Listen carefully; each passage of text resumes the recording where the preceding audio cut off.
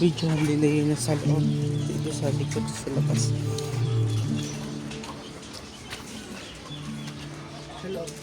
Wait lang.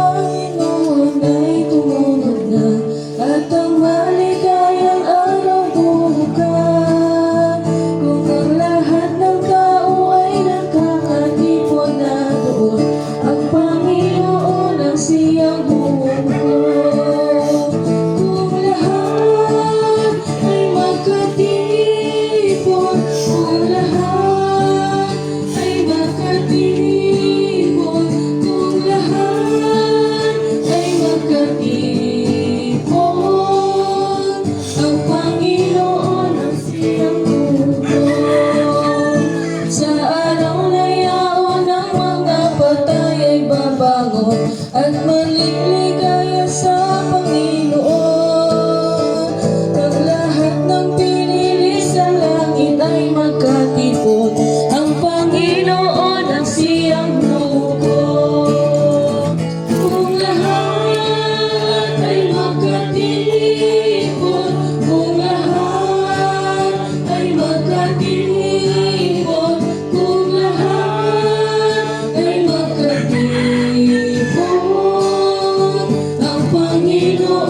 siyang hukom.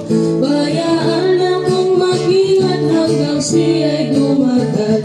Itatanghal ko kanyang kabutihan upang makasama ako sa kaniya kailanman at huwag sa walang hanggang kamatayan. Kung lahat ay magkatipon, kung lahat ay magkatipon, kung lahat ay magkatipon, ang Panginoon ang siyang hukom. Ang Panginoon ang siyang hukom. Maraming salamat po. Tayo po ay makakaupo na sa pagkakataon pong ito. At sa oras naman pong ito ay ating pong balik-tanawan ng pagkakataon kung sino ba at ano ba si Paul sa naging buhay po niya dito po sa mundong ito. At malalaman po natin yon, makikilala natin siya ng lubusan sa pamamagitan po ng mga patotoo po ng mga tao na nakasama po ni Brother Paul sa kanya pong lakbayin dito po sa mundong ito. At para po sa pagpapatuloy, siguro po uunahin ko po sino po ang magre-representative mula po sa kanya pong mga tiyuhin, mga tiyahin, at mga pinsan. Unahin ko po ang atin pong mga kamag-anak po niya na ito. Sino po si Paul bilang pamangkin? Sino po siya bilang pinsan? Siguro po unahin po natin yung kanya pong representative or kung gusto man po natin ay yung mga tita. Mga titas po ni Paul. Pwede ko po bang mapakinggan namin yung pagkakilala po ninyo kay Paul sa kanya pong naging buhay sa mundo pong ito. Sige po, hindi ko man po kilala yung lahat ng kanyang mga tita, pero ako po'y naniniwala na we are proud na ating naging pamangkin ang atin pong kapatid na si Paul. Kaya inaanyayahan ko po, sino po, isa po sa mga tita po niya. Pwede po ba naming tawagan? Isa sa mga tita po niya. Sige po. Ayan.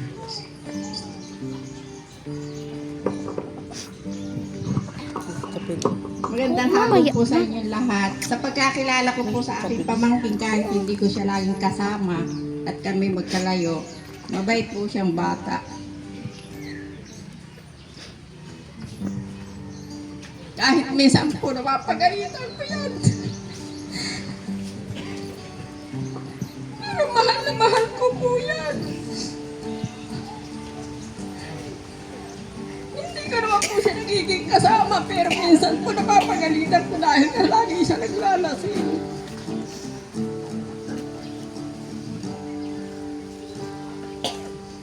Mahal ko po yan. Kahit po ng aking ina, mahal po yan. Mabait po yan, kaso nga lang pag nakakainom.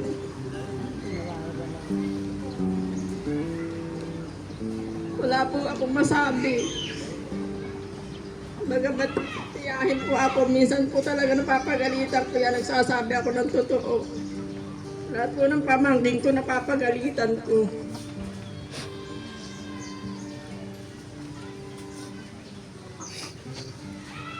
Mabait pong bata si Harvey.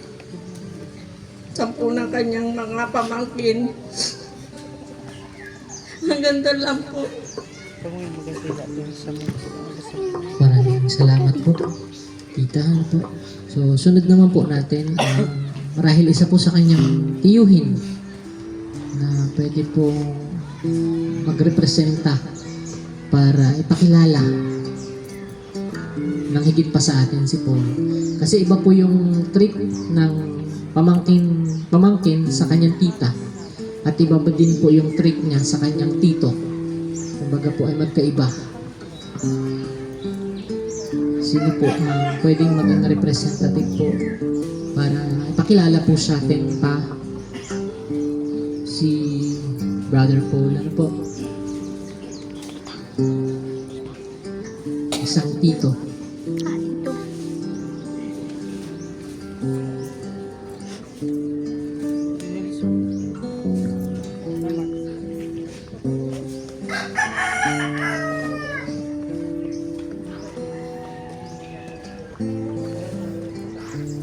Ayan, habang tinatawag po si Tito, ay tawagin po natin ng isa sa magre-representita ng kanyang pinsan. Sino po ang pwede pong mag-volunteer? Pinsan po. Sino ba siya bilang pinsan? Ayan. Ako po ay nagpapasalamat po sa mga taong tumulong at nakiramay sa aming pamangkin. At maraming salamat po sa inyo. At bagamat po sa pamangkin din po namin sa pinsan, basta siya po nauwi sa amin sa Kasiligan, doon agad po siya natuloy sa amin. Talagang mabait nga po siyang bata. Lagi pa kakapunta niya po, ay ngayon po, wala na pong lagi mapunta ng bata. Dahil pagka nung sa po nag-duty doon po sa Maluluan, basta dyan po pagkakarating doon hindi siya po nakakalimot na lagi po nag-bless sa amin pagkakarating doon sa kanyang mga lola, mga tito. Doon po talagang siya po ang laging paalala ko sa kanya, Toy, mag-iingat ka lagi sa pagmumotor mo. At saka lagi ka manalangin sa ating Panginoon pag ikaw kung saan ka napunta at kung saan ka lagi naroon at nang matupad mo ang gusto mong pangarap sa buhay. Ay ngayon po nung nalaman ko na pasa niya lahat ang kanyang mga exam, pasa niya ang lahat ng mga sa pagkapulis, kasabi ko thank you Lord at napasa lahat ng aking pamangkin, kaso nga lang po kinuhagad siya ng ating Panginoon. Talaga siguro po hanggang doon lang talaga siguro ang binigay ng Panginoon sa aming pamangkin. Kaya salamat sa Panginoon at umabot siya ng ganong edad ay naroon sa kanyang puso ang Panginoon at talagang ang Panginoon lagi ang bukang bibig niya. Kaya napakabuti ng Panginoon din sa kanyang buhay at pagamat doon nga lang siya na sa pagka-aksidente niya. Pero baka yun lang po ang naging dahilan. Pero alam po hanggang doon lang ang buhay na aming pamangkin. Kaya maraming salamat po sa inyo lahat.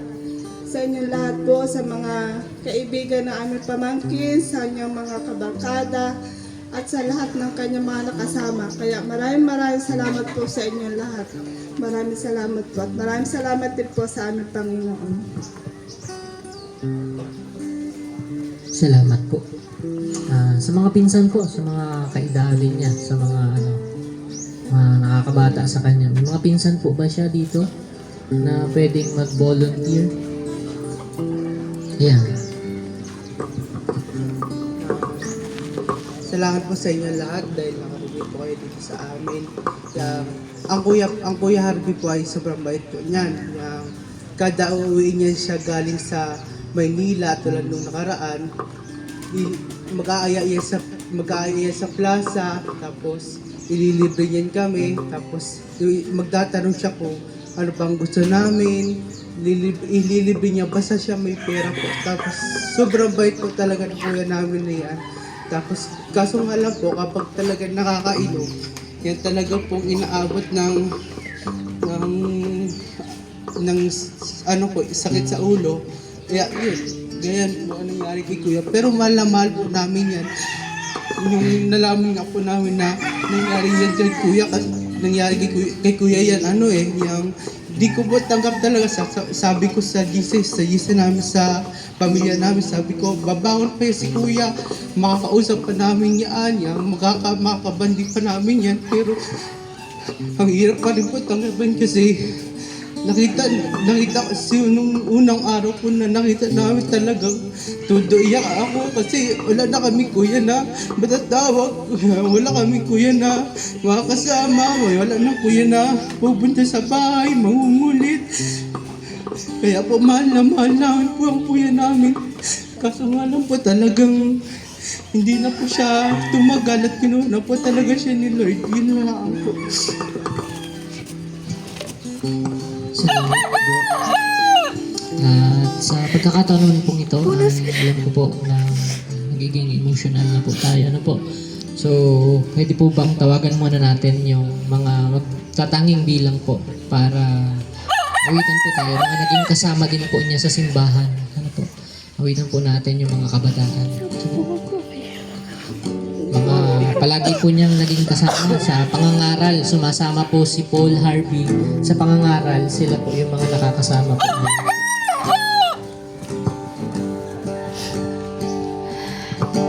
So, ayan, hayaan niyo po kaming mag-alay ng isang awitin para po sa ito po ay awit na nagsasabi na bagaman mabigat nga po ang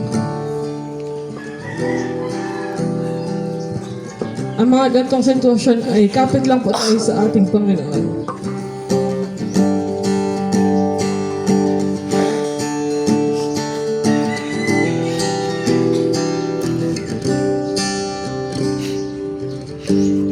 Ilang ulit na rin nadapat at ang sugat tila malala, ang dami ng pagkukulang. Hindi ko na mabilang. Magtiwala ka lang, itawag mo sa Kanya. Huwag kang mag-alala dahil nakikinig siya.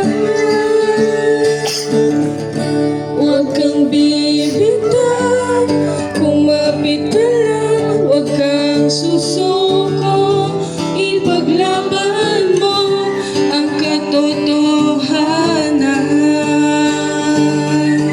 ituloy ang laban.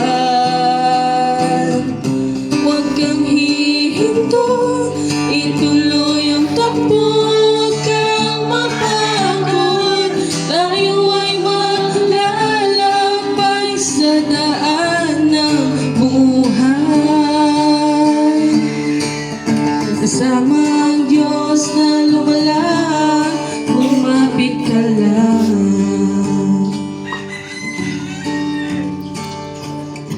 Salamat po. At sa mga oras naman po na ito ay pagpatuloy po natin yung mga pagkilala po natin kay Brother Paul. Tawagin po natin yung kanya pong kapatid para ipakilala din sa atin si Brother Paul.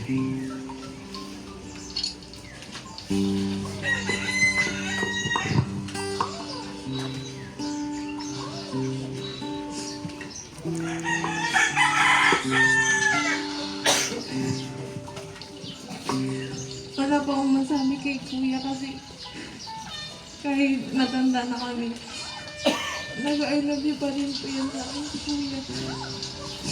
Lagi niya nga kumusta yan. Last week na week ko po ay malakas pa si kuya. So parang nagasundo sa akin talaga. Pamula pagkabata, dalawa lang naman kasi kami to sobrang close namin sa isa't isa. Nalaman ko po na akong din. Wala na po ako naging tulong. Hindi na po ako nakapagtrabaho hanggang sa pag-uwi. Nasikaso ko nga si kuya.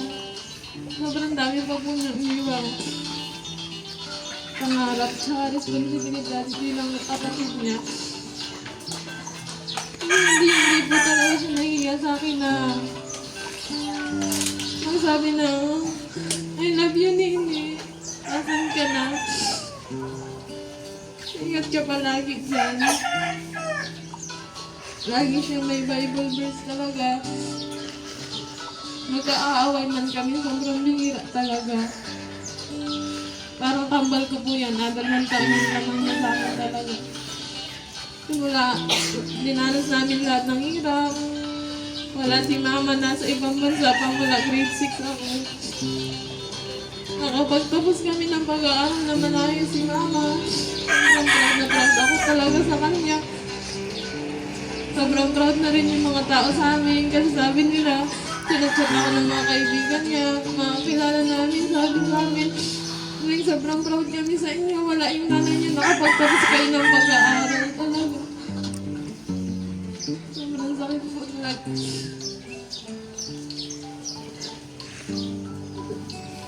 Masakit po talaga na wala na kami namula sa buhay.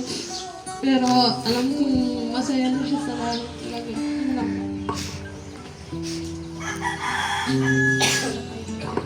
Salamat po.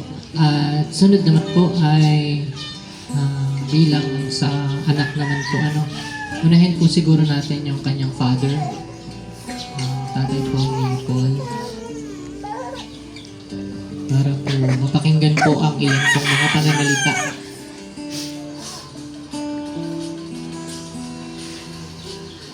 Mula sa kanyang tatay.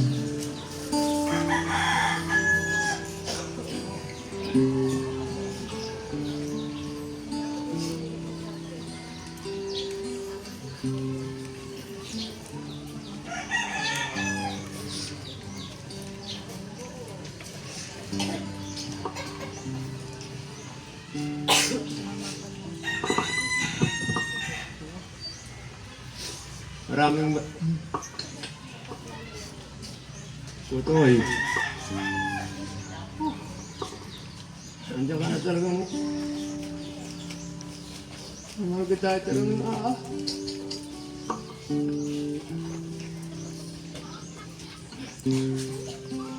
yan yung lahat ng narito, maraming salamat sa inyo. Hindi ko na pa paano ang sasabihin ko.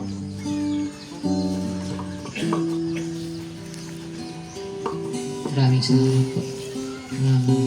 Sa huli naman po ay siguro po ay isa talaga sa pinakamasakit ito para sa kanya. Pero tawagin po natin ang kanya pong mother para po magsalita lang tungkol po kay Paul. Ano po?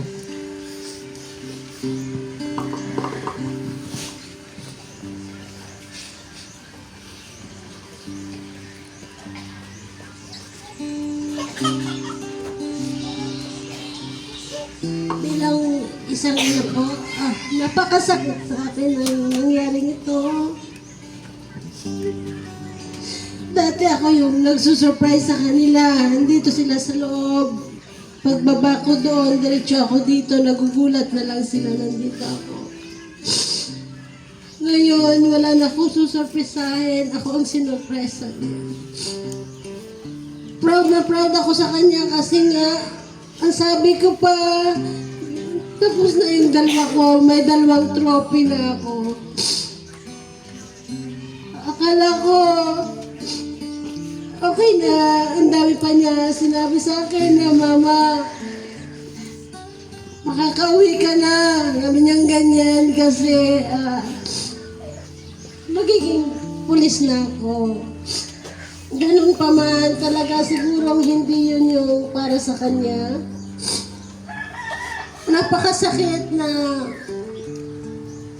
itong uwi kong ito, kasama ko siya. Nung nakaraan kasama ko siya, ngayong uwi kong ito, wala na. So, masakit kasi hindi ko na siya makikita. Gayon pa man, dahil sa ipinakilala siya, hindi ko talaga siya kilala bilang anak ko.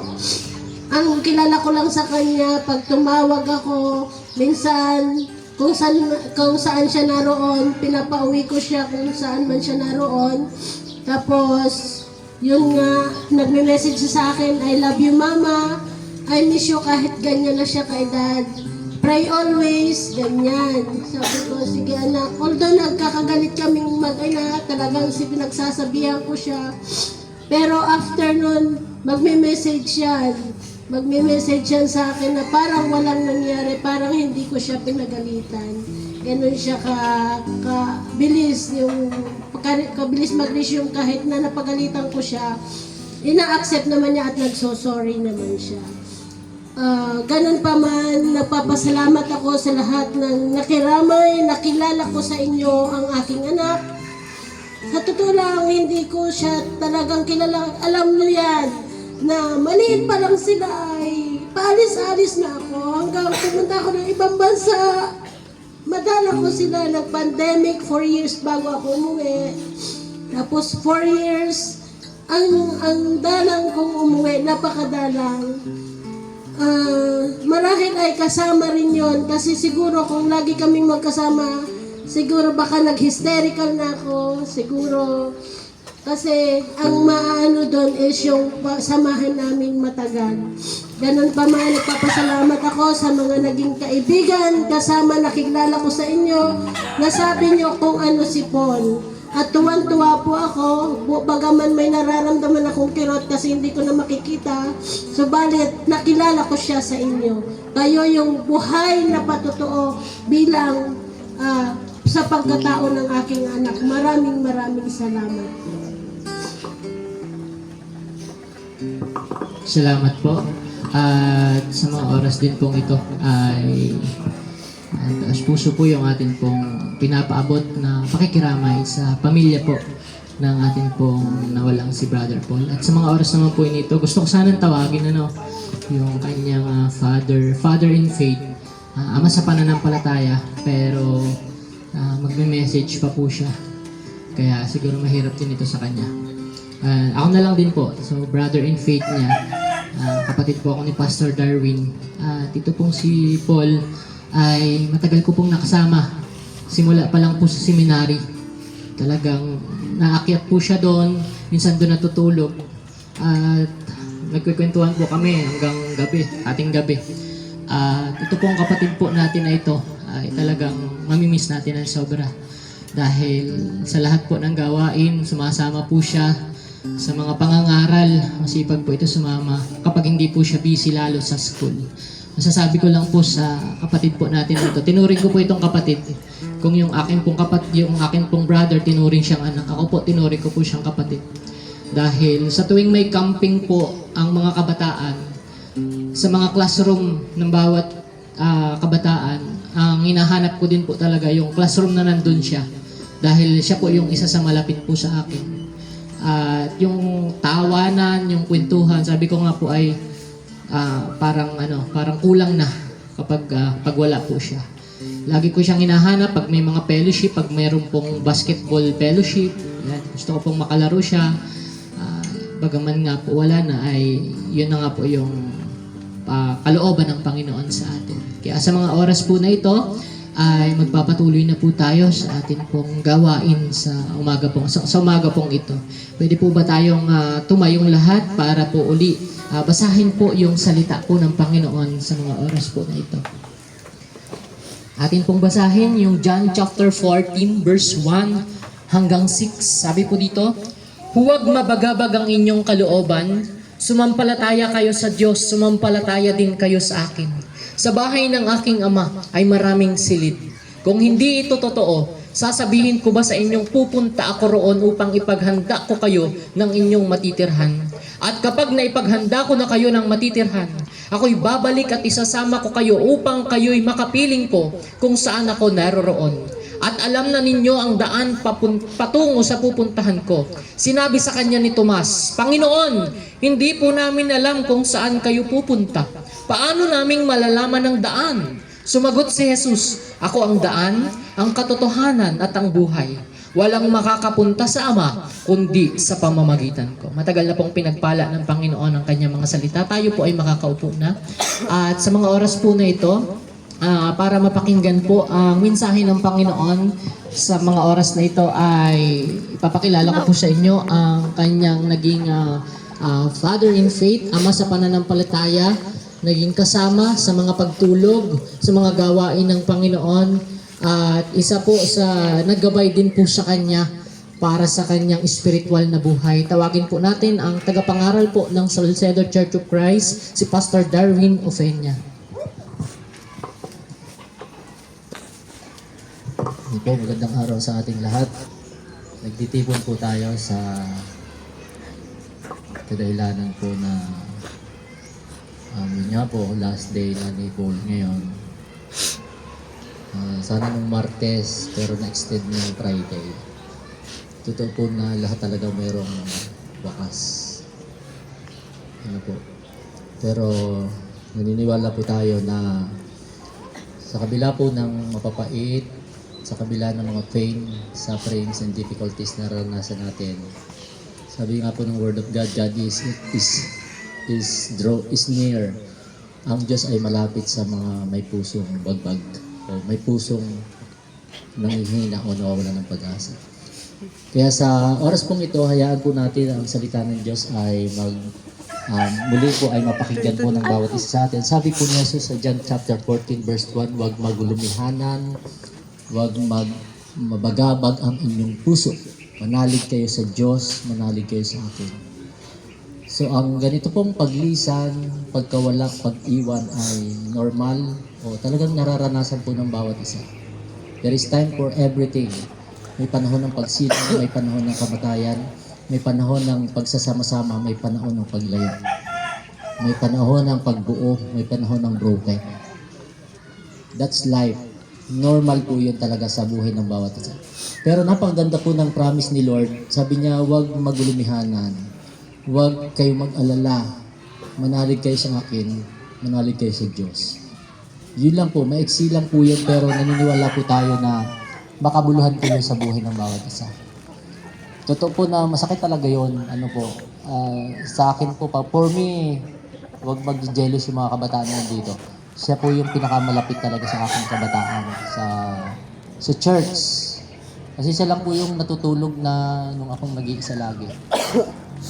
Siya lang yung nakakaakbay sa akin, si Paul, sa mga kabataan, bukod sa akin anak. So, totoo po yun na, grade 7 pa lang ata po yan, ay kasama na po namin, almost 10 years po yun. Mabait po siya, galante,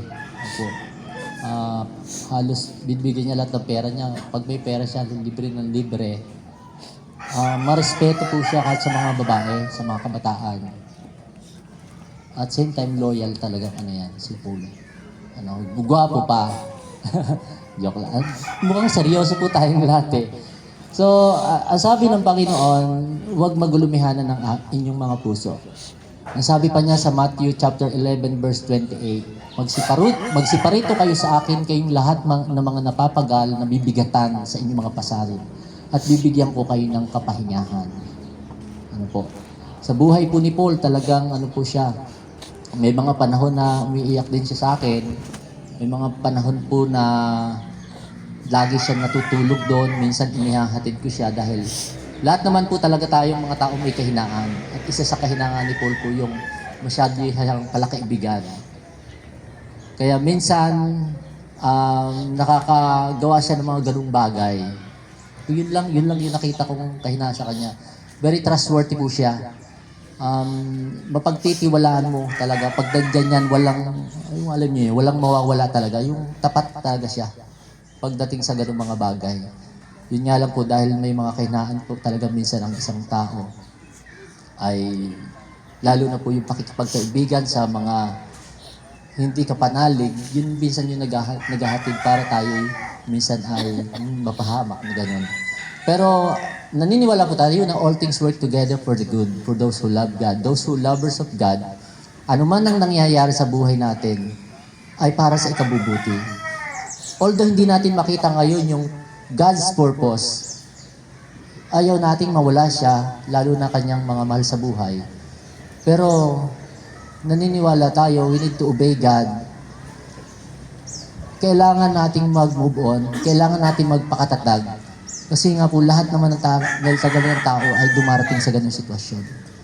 Maging ako po, talagang sobrang traumatized po yung ganyan mga aksidente. Naranasan ko po yung ikalawa kong anak. Yung nagkarera siya. Damputin ko po siya, duguan talaga. Halos, ano na po, yung sanaw yung dugo niya. Minsan may mga neglect sa duty, ang tagal dumating. Ako pa po yung bumuhat doon at nagsakay sa tricycle ko. Hanggang dalhin po namin sa Kalapan. Talagang ang hirap talaga yung minsan experience mo yung ganun. Traumatized talaga. Ang hirap talagang lagi mo naaalala. Pero pag ganun pa man po, meron pong plano ang Lord sa buhay ng bawat isa. Yun po lang yun. Tuloy lang tayong magtiwala, kumapit, mabuhay, lumaban sa buhay na ito. Kasi hindi man, marami talagang iba't ibang trials na pwede po tayong maranasan. Hindi lang po yung paglisan, hindi lang yung pagkawala. Maraming pong bagay. Minsan, ang very purpose po niyan ay patatagin. I-strengthen ang ating faith at kumapit tayo sa Kanya sa mga panahon na wala na tayong makakapitang iba. Parang ganun po. So, makakaasa naman po tayo sa Kanyang mga salita, sa Kanyang mga pangako sa bawat isa sa atin. Katulad po yung sa aklat po ng Psalms chapter 23. Ang Panginoon ng aking pastol, hindi ako matatakot, hindi ako mangangailangan. Dumaan man ako sa lilim ng kamatayan, hindi niya ako pababayaan. Kaya naniniwala po tayo kahit sa ganitong mga sitwasyon, hindi tayo iniiwan at pinababayaan ng Diyos. Ang pagkamatay ay mararanasan ng bawat tao. Each one of us, sabi nga Hebrew 9:27, ang sabi doon, itinakda, sinet, ini-appoint ang bawat isa na mamamatay na minsan. Bawat isa sa atin, nauna lang siya. Kung paano si Jesus ay akit sa langit para ipaghanda tayo ng matitirhan, malungkot po yung mga alagad, malungkot sila. 3 years nilang nakasama ang Panginoong Jesus sa araw-araw, gabi-gabi. Malungkot, siyempre sila. Ganon din si Paul, naniniwala tayo na aalis din siya ngayon, yung kanyang katawan lupa. Pero yun po ay temporary lang. Papasok tayo din sa lugar kung saan yung eternity o pang walang hanggan. Meron po talagang life after death. Sinasabi palagi ang ating Panginoon. Sabi ni Jesus sa John chapter 11, na sino mang sumasampalataya sa akin, sabi ni Jesus, bagamat siya'y mamatay, siya'y muling mabubuhay at kailanman ay hindi na mamamatay muli. Nangangahulugan po na meron tayong eternal body. Yung immortal body na papalitan po ang ating katawang nabubulok na sisira. Itong tirahan po natin ngayon na katawan, mabubulok po ito, pero time will come na papalitan ito ng Lord at bibigyan tayo ng isang glorified o heavenly bodies na wala ng pagkabulok. Kaya hindi man natin siya makita physical sa mga susunod pang mga araw, samantala siyang magpapahinga, matutulog, at time will come na gigisingin muli siya ng Panginoon. Pero naniniwala tayo na balang araw, we will see Him. Makikita natin uli siya. Kaya, it's time na i-accept natin talaga. Tanggapin natin na pansamantala siyang mawawala sa ating paningin. Pero sabi ng Panginoon, sino mang sumasampalataya sa Kanya, bagamat mamatay ay magkakaroon muli ng buhay. At kailanman hindi na mamamatay. So yun po yung ating inaasahan. Ano po? Ang importante lamang po, malaman natin yung daan. Paano ba maliligtas? Paano pupunta ng langit? Di ba napag-aralan natin ng ilang mga gabi? Gabi-gabi meron tayo. Si Jesus ang daan, ang katotohanan at ang buhay. Walang makakapunta sa langit kundi sa pamamagitan niya. Unless a man be born of God, he will not see kingdom of God. Maliban kapag hindi ipinanganak uli ang isang tao, hindi siya na-born again, hindi siya papasok sa arang langit. So napakahalaga po ng magkaroon tayo ng personal encounter with Jesus na babaguhin niya yung ating buhay. And then magkakaroon tayo ng seguridad ng ating buhay na walang hanggan. At naniniwala po ako na yun po ay tinanggap na ni Paul since na bata pa lang siya, nasa church na po siya. Pinaprocess tayo ng Panginoon sa araw-araw para gawing banal. Ano po? So, sa oras pong ito, hindi na po natin masyadong pakakatagalan yon. Basta ang alam natin, tayo ay may pag-asa na muli natin siyang makakasama. Ako po, may dalawa po akong kapatid na nawala nung bata pa, namatay ng maaga. Pero naniniwala ako na makikita uli namin sila. Dahil sila ay mananampalataya ng ating Panginoon. Kaya sa mga mahal niya sa buhay, mga nalulungkot, tataga natin. Huwag maglumihanan. Pumunta tayo, lumapit tayo kay Jesus. Malapit siya sa mga may pusong bagbag. It's only a temporal things na nangyayari. Kahit tayong lahat. Tayo yung mga stranger and traveler lang sa mundong ito. Mawawala din tayo, katulad niya. Pero ang mahalaga, makapag-iwan tayo ng mga mabubuting bagay na nagawa natin sa ating kapwa, like Paul, sa kanyang buhay habang dito. Maraming nanghihinayang sa kanyang pag-walis, maraming ganun na lamang ang pagdadalamhati. Kasi mga po, nakita rin naman po sa kanya yung tinatawag na kabutihan sa kanyang kapwa-tao. Ano po? Kaya sa oras pong ito, tayo po ay tumayong lahat. Kakanta po kami ng isang kanta.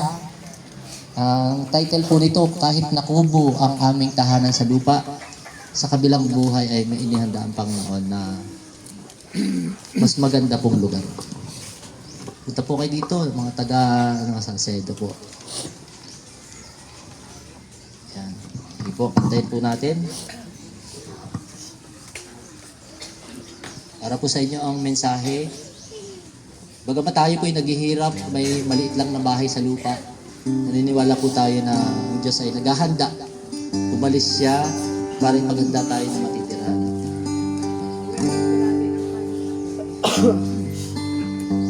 Kahit nakubo ang aming tahanan, dito sa lupa'y may kasiyahan.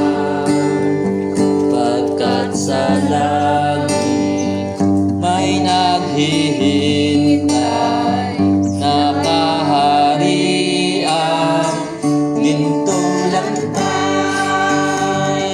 Ako'y may bahay na di masisira doon sa langit na walang hanggan. Wala nang hapis at laging sariwa sa piling ng Diyos na mayaman. Kahit sa buhay na ito'y mahirap, ang kaulayan ay dusan sa plan.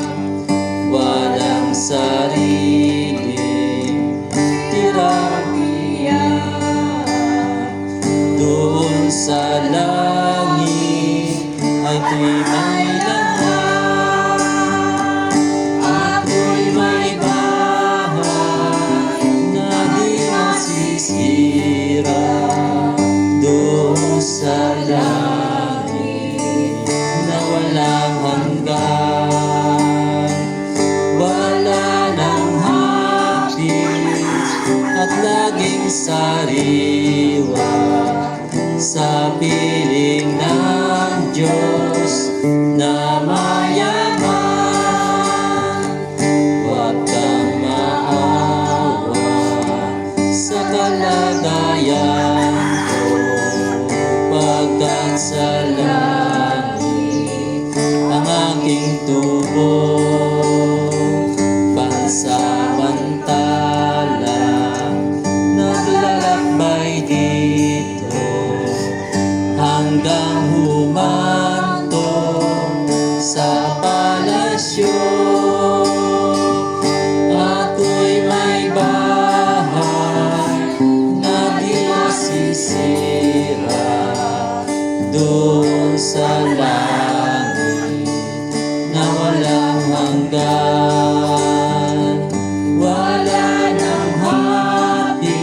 labis at laging sariwa sa piling ng Diyos na mayaman.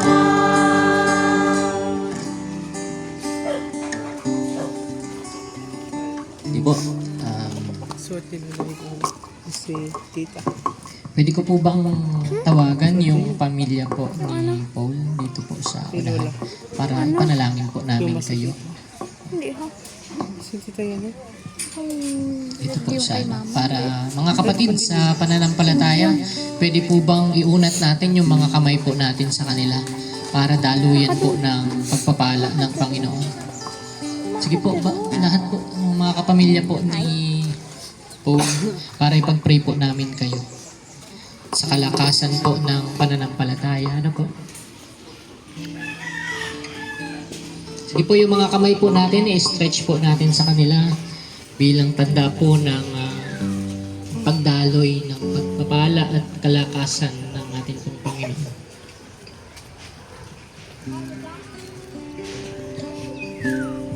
Sige po, tayo po ay manalangin. Bigyan po natin yung ating pong mga mata. Ama naming Diyos, na makapangyarihan ka po, Panginoon, sa lahat. Lumalang ng langit at lupa, lumalang ng amin pong mga buhay. Panginoon, sa oras po na ito, ay nandito po kami sa lugar na ito para kami, Panginoon, ay magserbisyo, maglingkod sa amin pong kapatid na iyon ang ipinagpahinga, Panginoon. At ganoon din po sa kanyang pamilya.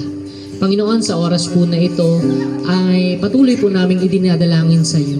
Sa mga kamay na nakaunat, Panginoon, sa mga pamilyang ito, Panginoon, dalangin ko po na maging daluyan po ito ng kalakasan. Maging daluyan po ito, Panginoon, ng katatagan ng pananampalataya. Maging daluyan, Panginoon, ito ng kapahingahan. Maging daluyan po ito, Panginoon, ng kapayapaan na nanggagaling po, Panginoon, sa iyo. Sa mga oras na ito po, Panginoon, hindi po talaga biro yung mga ganito pong pangyayari. Pero, Panginoon, naniniwala po kami that you have a purpose sa mga bawat nangyayari sa mundong ito. At naniniwala po ako, one of those purpose, Panginoon, ay ang pamilyang ito ay makakilala at maglingkod din, Panginoon, sa iyo. Katulad po ng ginawa po ng kanila pong anak, kanila pong pamangkin, kanila pong pinsan, kanila pong mahal sa buhay na si Paul, Panginoon. Sa mga oras na ito, Panginoon, ang aking pong dalangin, ako po ay naniniwala na ang pamilya pong ito ay madami pong pangangailangan. Madami po, Panginoon, silang babayaran, madami silang pinansyal at material na kailangan.